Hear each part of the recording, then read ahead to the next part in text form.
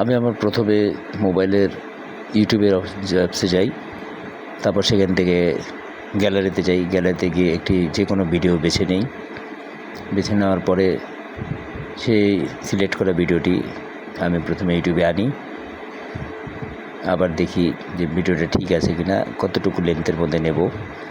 নেওয়ার পরে তারপরে চিন্তাভাবনা করি যে কতটুকু লেন্থে হলে আমার জন্য সুবিধা হয় শর্টসের জন্য, সে পরিমাণে আমি শর্টসটা নেই।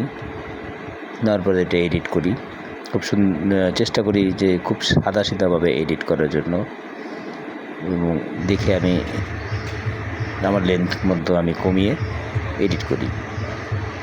এডিট করার পরে সাধারণভাবে যেভাবে আপলোড করতে হয় সেভাবে আমি আপলোড করি। I first choose my video from my gallery and then I upload it and edit. Very simple. I editing my video and upload it.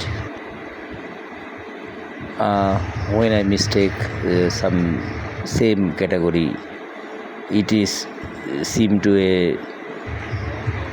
be reuse content. Please see the video and